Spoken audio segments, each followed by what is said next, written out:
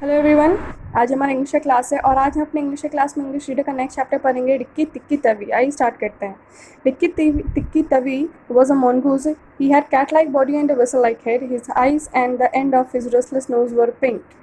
He could scratch himself anywhere he pleased with any leg, front or back, which he chose to use. His war cry as he scuttled through the long grass was "Rikki tikki tikki tikki thick." Nothing frightened him. Actually, it is the hardest thing in the world to frighten a mongoose because he is filled with curiosity. The motto of the all mongoose is run and find out, and Rikki Tikki was the true mongoose. Rikki Tavi तभी एक मॉनगूज है, ठीक है, जो कि बिल्ली की तरह दिखने में लगता है मगर वो बिल्ली होता नहीं है। उसका चेहरा बहुत ही थोड़ा सा लंबा जैसा होता है। उसकी आँखें और उसके नाक वगैरह सारे पिंक पिंक होते हैं, ठीक है। और वो मतलब अपने बैक, अपने फ्रंट, वो कहीं से भी अपने आप को मूव कर लेता है जैसा उसका मर्ज़ी करे। वो या तो कभी आगे वाले पैर से चल रही या कभी पीछे वाले पैर से, ओके। तो उसमें ना एक चीज़ है कि जो मॉनगूज़ होते हैं वो कभी डरते नहीं हैं। वो बहुत बड़ी से बड़ी चीज़ से भी नहीं डरते हैं। उनमें ये चीज़ पाया जाता है क्योंकि उनमें एक तो उत्सुकता बहुत होती है और वो डरते नहीं है, बिल्कुल नहीं। Rikki Tikki had just started living with a family as their pet loved playing in the garden. One day when he was in the garden, he heard sorrowful voices in the bush. It was Darji, the tailor bird, and his wife. What is the matter?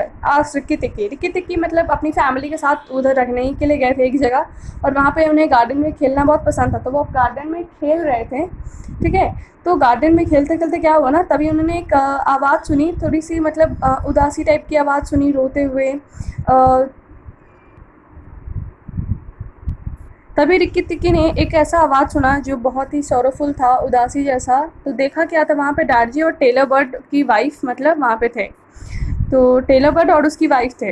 तो उसने पूछा कि क्या समस्या है। Ricky टिक्की पूछा, we are very miserable said Darzee, our baby fell out of the our nest and Nag ate him, they that is very sad said Rikki टिक्की।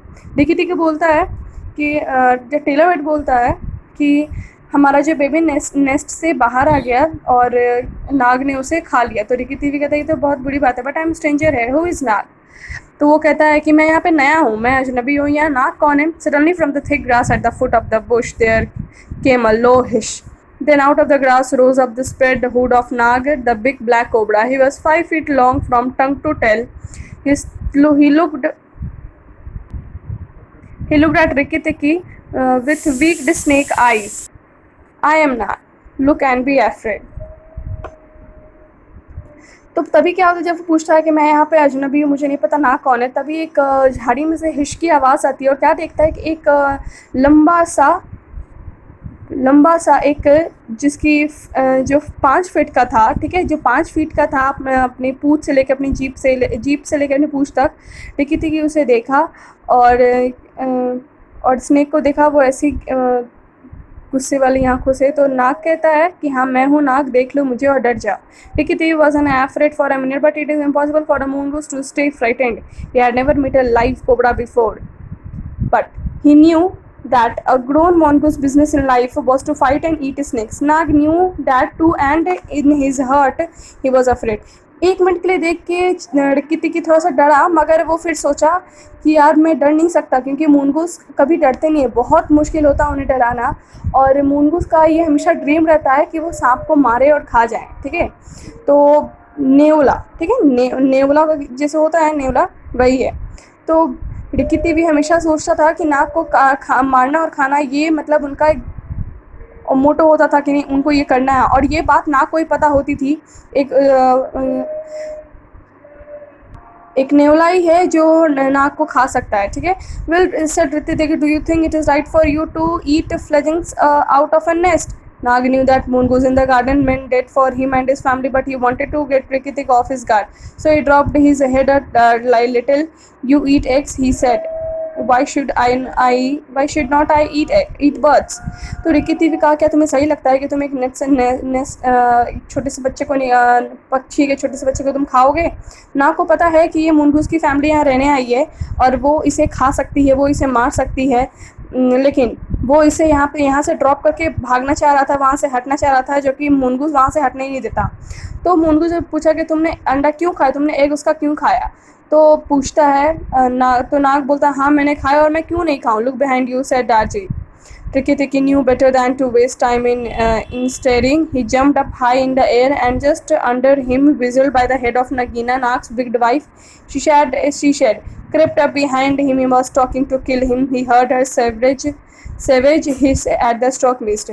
तो उसने कहा, जब दार्जी ने कहा अपने पीछे देखा, दोस्तों से मैं पीछे देखूंगा तब तक कि कहीं भाग ना जाए, इसलिए उसने ऊपर से छलांग लगाई और क्या देखा कि पीछे उसकी वाइफ खड़ी थी, वाइफ थी। और उसने नगीना के, और जैसे ही उसने छलांग लगाई नगीना के गर्दन पे, विकेट पे, ठीक है, तो तभी उसने क्या सुना कि वो लोग उसे मारना चाहते हैं, उन्होंने सुन लिया, ठीक है। He came down across her back, and if he had been an old mongoose, he would have known that his time to break her back with one bite. He bite indeed, but did not bite long enough, and he jumped away, leaving Nagina angry. तो जब वो उसके पीठ पे गिरा ना, उसकी जब पीठ पे वो गिरा, तो ये स्नेक ने सोचा अगर ये बहुत भी बूढ़ा कमज़ोर मूनगूस होगा, बहुत ही बूढ़ा मूनगूस होगा, तो इसको हमारी बाइट से वो मर सकता है, इसकी पीठ पे मारूंगी तो वो उसके हड्डी तोड़ सकता है। लेकिन उसने बाइट मारा तो उसे कुछ खास फ़र्क नहीं पड़ा, ज़्यादा ज़ोर से बाइट नहीं मारा, और उसने फिर से ज़ोर से छलांग लगाई और नगीना पे फिर उसने गुस्सा किया। Wicked Darzee said Nag lashing up the nest, but it was out of his reach. Dikki felt his eyes growing red and hot. When a mongoose eyes grew red, he is angry, and he looked all around, but Nag and Nagina had disappeared in the grass. तो जब उसने देखा कि मतलब उसने ऐसा किया, और जब जैसे ही फिर वो जब नीचे गिरा, वो उसने जब पीठ पे मारा, उससे कुछ खास फ़र्क नहीं पड़ा। जैसे ही वो पीछे हम लोग को देखता है, वो बहुत अपनी आँखों से एकदम गुस्सा हो रखा था। जब भी मुनगुस की आँखें लाल हो जाए तो समझ जाना वो गुस्सा है, ठीक है, बहुत ही गुस्से में। तो उसने गुस्से में देखा अपने चारों तरफ, तो पता चला कि वो तब तक डिसअपियर हो गए हैं, वो गायब हो गए हैं, वो घास के अंदर चले गए हैं, ठीक है। तो ये थी स्टोरी, जिसे समझ लेना, उसके बाद मैं आपको हार्ड वर्ड्स, नोट्स, एक्सरसाइजेस सब भेज दोगे। Okay, thank you.